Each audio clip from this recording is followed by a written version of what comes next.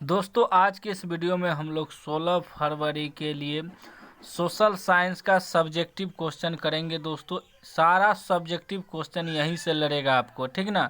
तो एक एक सब्जेक्टिव क्वेश्चन आंसर को देख लेना है दोस्तों।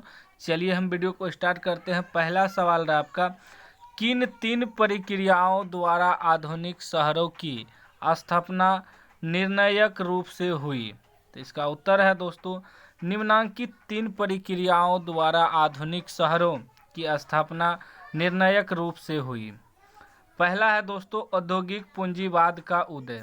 दूसरा है विश्व के विशाल भूभाग पर औपनिवेशिक शासन की स्थापना। ठीक, उसके बाद तीसरा रहा दोस्तों आपका लोकतांत्रिक आदर्शों का विकास। ठीक, चलिए नेक्स्ट सवाल देख लेते हैं। दोस्तों बहुत चीज़ आपको सीखने को मिलेगा, ठीक ना। एग्जाम में आपको क्या करना है दोस्तों, जितना लाइन आपको याद रहे उतने लिख के आना है। जरूरी नहीं है कि हूबहू लिख के आना है, ठीक ना, क्योंकि क्वेश्चन पेपर पे लिखा रहता है परीक्षार्थी यथासंभव अपने शब्दों में उत्तर दे। आपको अपने शब्द में उत्तर देना है और बहुत लड़ेगा आपको इससे, ठीक ना।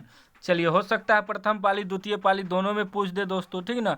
कुछ तो कुछ ना सवाल लड़िए जाएगा। चलिए आगे देख लीजिए दोस्तों, सीखना बहुत जरूरी है। ठीक, दूसरा सवाल आपका, हिंद चीन में फ्रांसीसियों द्वारा उपनिवेश स्थापना के किन्हीं 3 उद्देश्यों का उल्लेख करें। इसका उत्तर है, हिंद चीन में फ्रांसीसियों द्वारा उपनिवेश स्थापना के 3 उद्देश्य इस प्रकार हैं।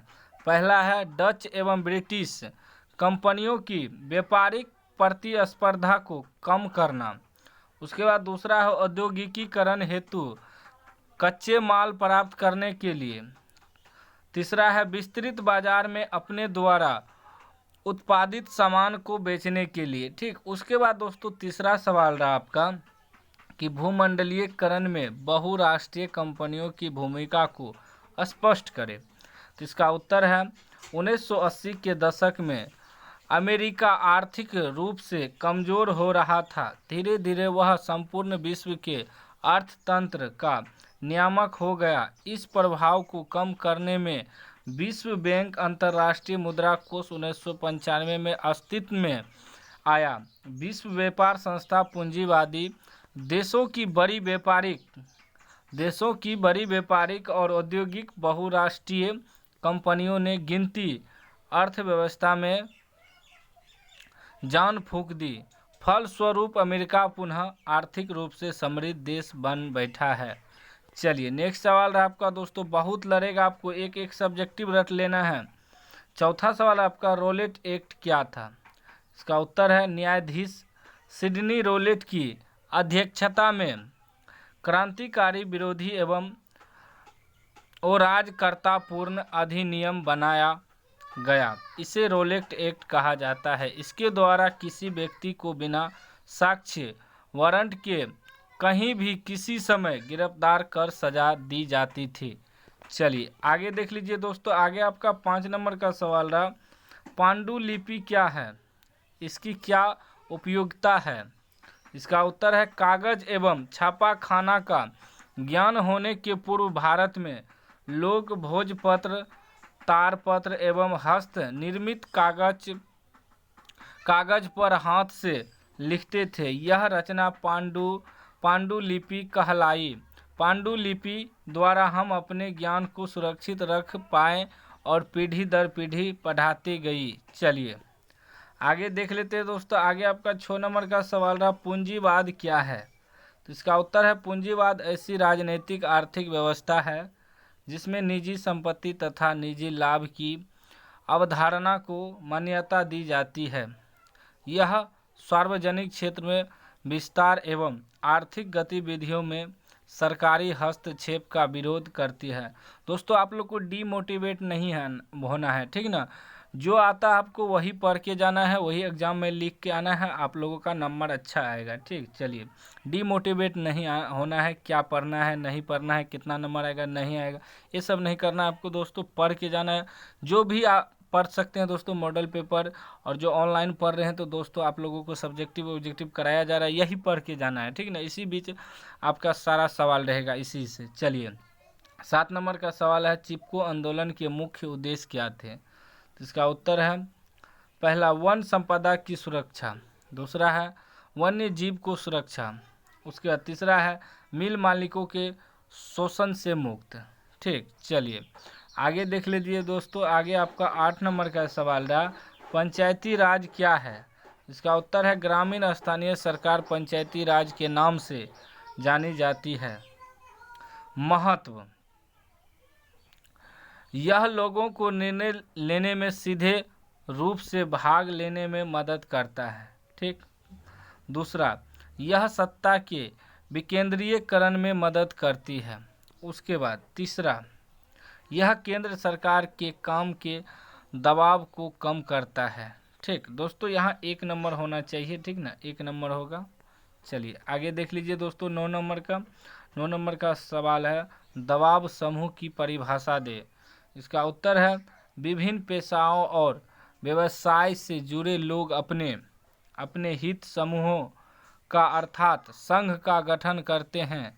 ऐसे समूह अपने अपने हितों की पूर्ति के लिए संघर्ष करते रहते हैं और अपने हित में निर्णय लेने के लिए सरकार पर दबाव बनाते हैं और सरकार के निर्णय को प्रभावित करते हैं। ऐसे समूहों को ही दबाव समूह कहते हैं, जैसे किसान मोर्चा, व्यापार मंडल, मजदूर संघ, कर्मचारी संघ आदि। ठीक, चलिए आगे देख लीजिए दोस्तों। आगे आपका सवाल रहा 10 नंबर का, संघीय शासन की 2 विशेषताएं बताएं।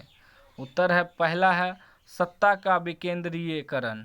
ठीक, दूसरा है सत्ता का संविधान द्वारा स्पष्ट बंटवारा। चलिए नेक्स्ट सवाल देख लीजिए दोस्तों। 11 नंबर का सवाल रहा आपका कि वियना कांग्रेस का मुख्य उद्देश्य क्या था? तो इसका उत्तर है वियना कांग्रेस यूरोपीय देशों के राजदूतों का एक सम्मेलन था जो सितंबर 1814 से जून 1815 को वियना में आयोजित किया गया था। इसकी अध्यक्षता ऑस्ट्रियाई राजनेता मेटरनिख ने की। कांग्रेस का मुख्य उद्देश्य फ्रांसीसी क्रांति युद्ध, नेपोलियन युद्ध और पवित्र रोमन साम्राज्य के विघटन से उत्पन्न होने वाले कई मुद्दों एवं समस्याओं को हल करने का था। चलिए नेक्स्ट सवाल देख लीजिए दोस्तों। 12 नंबर का सवाल आपका, साइमन कमीशन का विरोध क्यों हुआ था?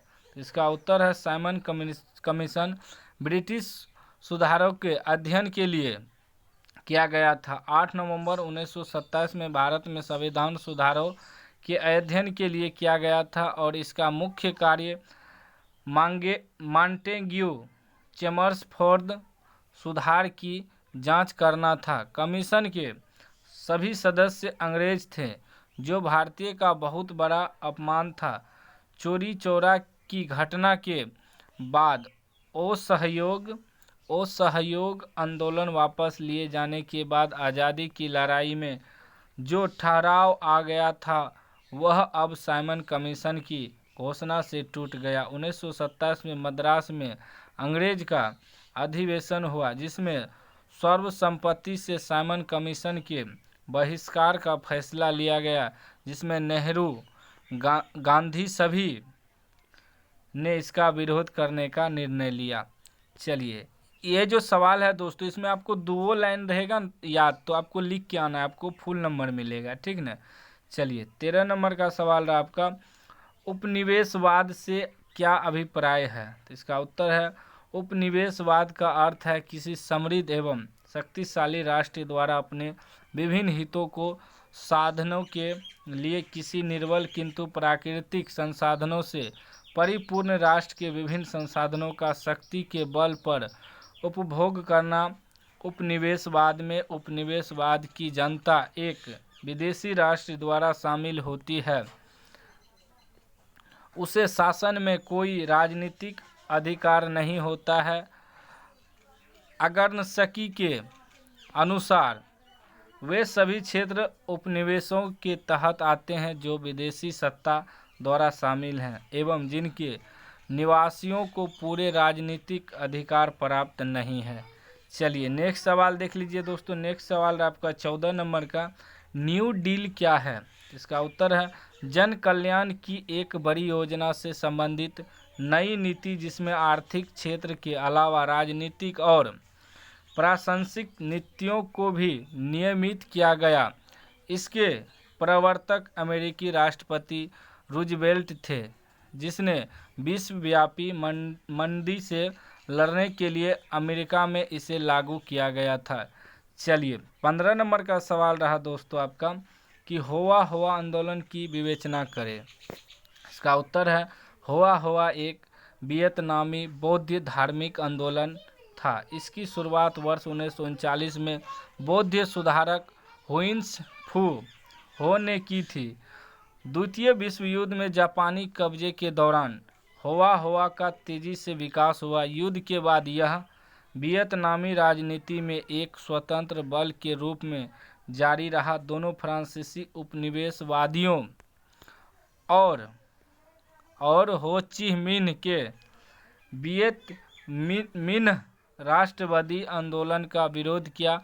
1954 के बाद होवा होवा और काओ दाई ने राष्ट्रपति नागा दिन